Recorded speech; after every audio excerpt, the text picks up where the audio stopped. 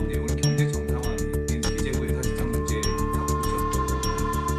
대통령의 공사개혁의 철학을 깊이 이해하고 이재명 대통령은 모든 국민을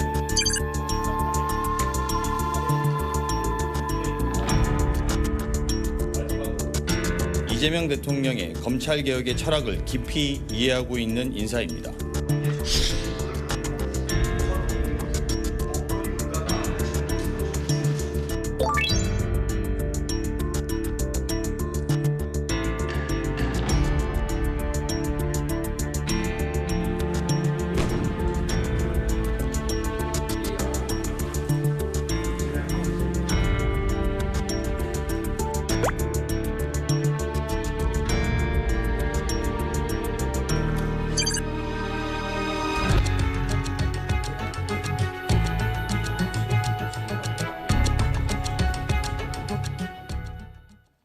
이재명 정부 출범이 2주차에 접어들면서 국정 운영에도 속도가 붙고 있습니다.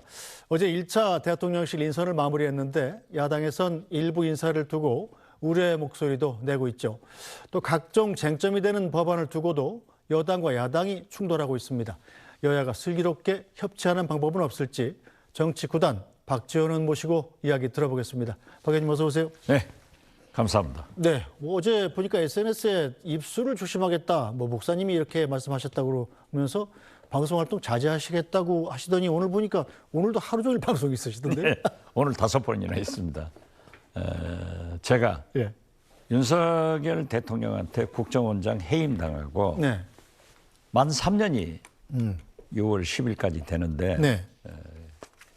지난 3년간 1742번 방송을 출연해서 윤석열 보내기, 네. 이재명 띄우기, 네. 정권 교체를 주창했어요. 성공했잖아요. 그런데 이재명 대통령께서 취임 선선 날 바로 국회의장 여야 대표와 협치를 강조했단 말이에요. 그러면은 좀 저라도 야당을 나쁘게 하는 자극적인 얘기를 가급적 하지 않아야겠다. 그리고 제가 너무 말을 많이 했다. 그러니까 이제 좀 자제하고 네. 그냥 전속으로 나오던 것은 전부 한 달에 한 번 정도. 네. 그래서 하루에 한 번 정도, 네. 일주일에 한 서너 번 이걸로 딱 제한하겠습니다. 딴 방송 줄이시고 저희한테는 많이 나와주시죠. 많이 나오죠. 자, 이재명 정부 출범한 지 이제 채 일주일이 안 됐습니다. 일단 첫 스타트는 괜찮은 편이죠? 그렇죠. 일반적으로 보수 진보도 할 것 없이 언론도 그렇고 국민들도 상당한 지지와 기대를 보내주는 것으로 알고 있습니다. 일단 가장 인상 깊었던 이재명 대통령 행보 꼽으시려면 뭐가 있겠습니까? 저는 취임 선서한 당일 네. 보도에도 말씀드렸지만은 국회의장 그리고 여야 대표를 만나서 비빔밥 오찬. 예. 비빔밥 오찬, 예. 소위 협치하자. 예. 그리고 김대중 대통령이 당시 야당인 이해창 총재에게 제안해서 여야 영수회담, 즉 여야 대표 회담을 정례화하자 했는데 그러한 대화를 제의한 것이 정치가 복원하는 길이다. 그래서 굉장히 인상 깊게 보고 꼭 그런 대화가 계속되기를 바랍니다. 네, 자 김민석 총리 후보자 지명한 건 어떻게 평가하세요? 저랑 같이 동교동에서 네, 친하시잖아요. 있었고 네. 그렇죠, 친하죠. 또 김대중 대통령이 32살 때 영등포 울구에 공천해가지고 정치에 입문했는데 굉장히 유능하신 분 아니에요. 네. 그러나 이제 중간에 좀 시련도 있었어요. 네. 그렇지만 잘 극복했고 그 시련 기간에도 네. 미국에 가서 로스쿨을 나와가지고 미국 변호사가 되더라고요. 네. 그때 제가 이제 돈 좀 벌지 그래. 그랬더니 자기는 변호사가 됐어도 돈 벌 생각은 없고 정치를 계속하겠다. 그래서 이번에 이재명 대표 당선에 본래 두 분이 친해요. 네. 1등 공신이기 때문에 저는 총리를 아주 잘하시리라 믿습니다. 자, 일단 DJ 정부 시절에 대통령 비서실장이지 않았습니까? 총재 비서실장. 예, 총재 비서실장도 하시고 대통령이 되시고 나서도 대통령 비서실장을 하셨잖아요. 제가 대통령 비서실장을 그렇죠. 하고. 아니 박 의원께서 네, 그렇죠. 해보신 경험에 비춰보면 이 정권 출범 초기에 어떤 게 가장 어렵습니까? 역시 국민 기대는 많기 때문에 지금 현재 IMF 외환위기로 집권한 최초로 네. 평화적 정권 교체를 한 김대중 대통령에게도 많은 국민들의 요구가 넘쳐났습니다. 마찬가지로 내란을 극복하고 내란 종식을 위한 그러한 의미에서 이재명 대통령이 당선됐기 때문에 국민의 요구가 많이 쏟아질 겁니다. 그렇지만은 대통령께서 말씀하신 대로 무엇보다도 파탄난 민생 경제, 네. 민주주의, 남북 관계를 복원하기 위해서는 네. 국민 통합, 즉 정치가 잘 돼야 된다. 네. 저는 그렇게 보고 이 정치를 잘 되게 하기 위해서 그 이재명 대통령의 첫 행보가 아주 합격점이다. 그렇게 평가합니다.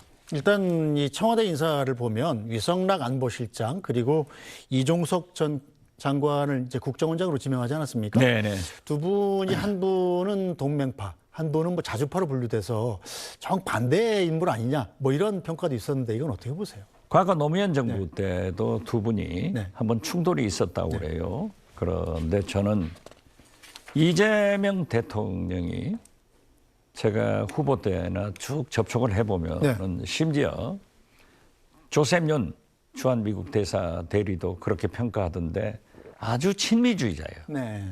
오히려 DJ보다도 훨씬 이재명 대통령은 찐미주의자다. No. 저는 그렇게 생각하는데 이 친미 중에 찐미, 네. 위성락 외교안보실장과 한미동맹이 가장 중요한 외교의 가치 아니에요? 거기서부터 출발해서 한미일 동맹 이런 것이 있는데 거기가 미국 외교를 맡고 또 자주파인 네. 이종석 국정원장이 대북 문제 또 우리는 지정학적으로 도랑이든 소입니다. 미국 풀도 먹어야 되고 중국 풀, 러시아 풀도 먹어야지 미국 풀만 먹으면은 우리는 영양실조로 죽어요. 그래서 국정원에서는 저도 해보아서 알지만은 중국, 러시아 공안부하고 좋은 관계를 갖고 있기 때문에 그러한 외교는 또 이종석 국정원장이 잘할 것 같아요. 네. 그래서 저는 오히려 좋은 환상적인 조합이다. 네. 그리고 이것이 충돌할 수도 있어요. 그래도 괜찮아요. 그러나 이재명 대통령께서 원체 찐미 주의자이기 때문에 잘 조정될 것이다. 그렇게 봅니다. 알겠습니다. 자, 일단 이 검찰 개혁도 굉장히 중요한 국정 과제로 지목이 됐는데 이 검찰 개혁을 담당할 민정수석에 오광수 변호사를 임명했잖아요. 이 검찰 특수통 출신이라서 괜찮겠느냐 이런 우려가 당내에서도 있었는데 어떻게 보십니까? 제가 오광수 민정수석을 잘 아는 사람입니다. 어떻게 잘 아시죠? 검찰에 있을 때 제 사촌 동생 친구라서 잘 아는데 뭐 검사는 검사예요. 그렇지만은 이 검찰 개혁을 반대할 그러한 성격의 소유자는 아니다. 그리고 일부 뭐 제야 시민단체나 조국 혁신당 우리 당에서도 거부 반응은 있었지만은 누구보다도 이재명 대표가 검찰개혁 당사자로 지목을 했기 때문에 잘 협력할 겁니다. 그리고 검찰개혁의 주체는 민정수석이 아닙니다. 국회입니다. 뭐 그렇죠. 그렇기 때문에 거기에 잘 협력하리라고 보고 저는 좋은 인물을 발탁했다. 높이 평가합니다. 알겠습니다. 자, 그리고 행안부 장관 후보로 지금 김경수 전 경남지사가 검토되고 있다 이런 보도가 나오고 있지 않습니까? 야당에서는 반발도 나오는데 김경수 전 경남지사의 행안부 장관 기용 카드는 어떻다고 생각하십니까? 이 소위 이재명 대통령이 되면은 자기 친명만 전부 인사에 등용할 것이다. 네. 그래서 이 탕평 인사, 자기하고 경쟁 관계에 있던 비명 인사를 행안부 장관으로 등용하는 것은 굉장히 의미가 있다고 생각합니다. 네. 그리고 김경수 아직 확정은 안 됐지만 네. 내정이 된다면은 저는 좋은 인사라고 평가합니다. 알겠습니다. 자, 또 현재 공석인 대통령 몫의 헌법재판관 최종 후보자를 두고도 야당의 반발이 나오고 있는데요. 잠깐 이 얘기도 듣고 오겠습니다. 대통령실이 새 헌법재판관 후보군 물색에 들어갔습니다. 후보군은 오영준 서울고등법원 부장판사, 위광하 서울고등법원 판사, 이승엽 변호사 등인데 야권은 이 가운데 이승엽 변호사의 이력을 문제 삼았습니다. 판사 출신인 이 변호사는 이 대통령의 공직선거법 위반 혐의 사건, 위증교사 혐의 사건, 쌍방울 대북송금 의혹 사건 등의 변호를 맡았습니다. 주진우 의원도 낯간지러운 보은 인사이자 명백한 이해 충돌로 즉각 철회해야 맞다고 공세를 폈습니다. 이에 대통령실 관계자는 어떤 부분에 충돌이 된다는 것인지 이해를 못했다고 했습니다. 네, 자 일단 이승엽 변호사가 이재명 대통령의 사건을 맡았던 변호사였던 점을 두고서 지금 헌법재판관으로 임명하는 게 맞느냐 뭐 이런 반발들이 나오고 있는데요.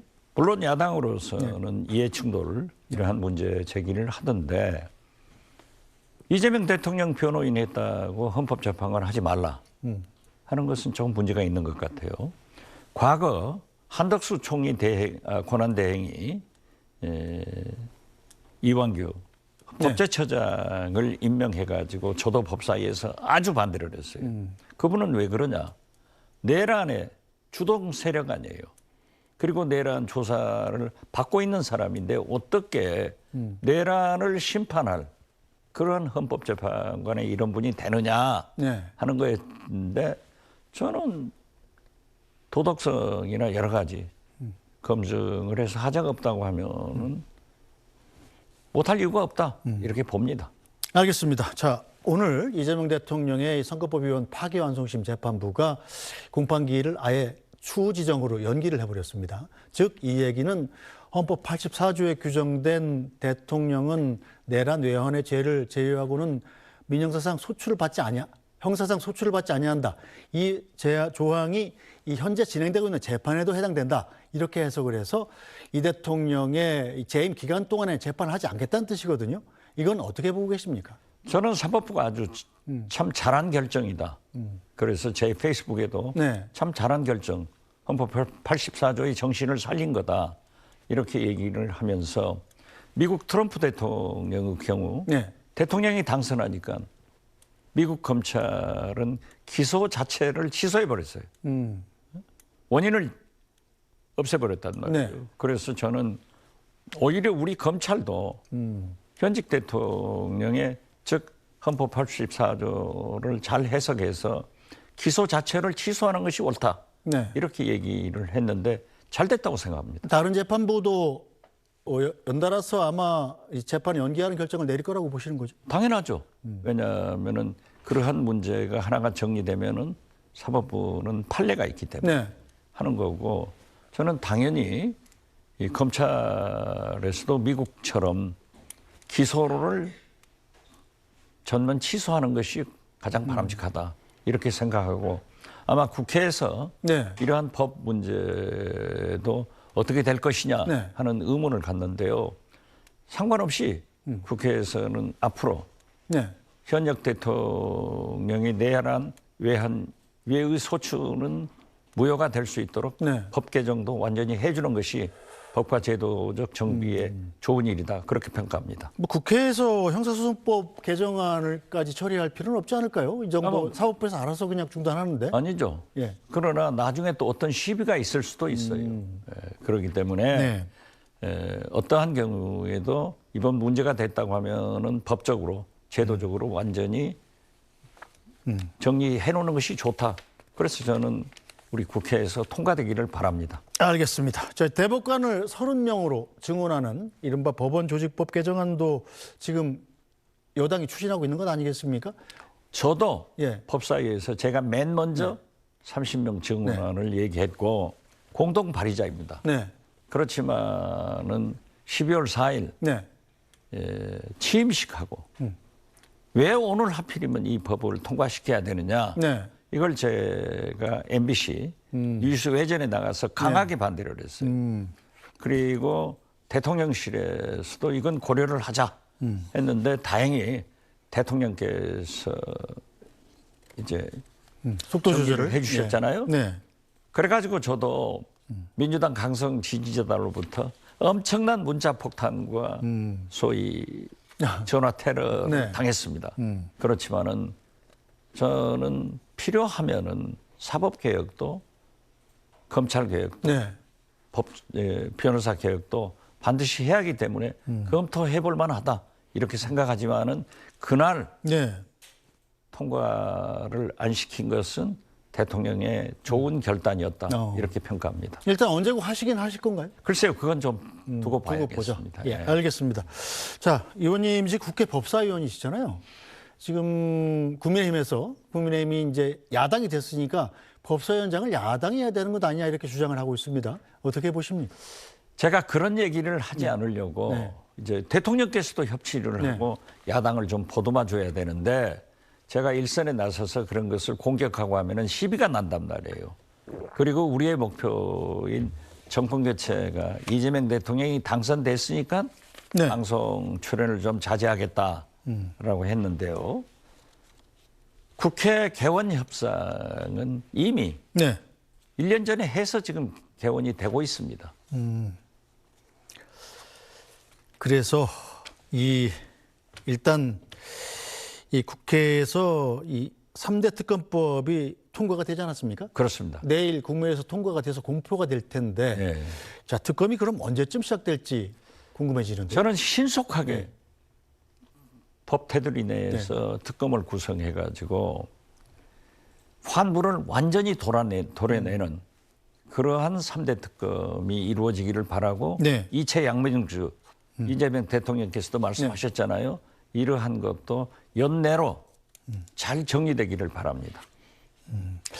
자, 이걸 일단 가지고 갈 수는 없는 거예요. 일단 이 협치나 이른바 화합에는 좀 반대가 되는 행보일 수도 있다. 이런 그건 비판 아니죠. 아닙니까?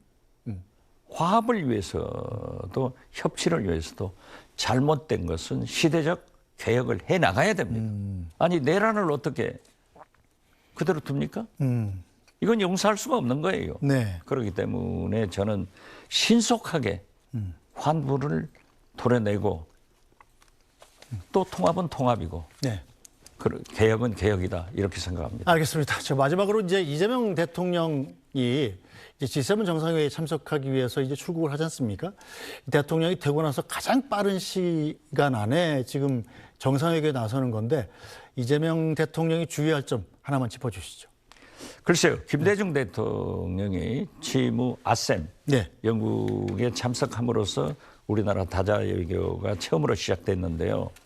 이재명 대통령도 지난 3년간 그 전부터 대통령을 위해서 상당히 준비된 대통령이기 때문에 저는 다자회담도 성공적으로 잘 하시리라 믿습니다.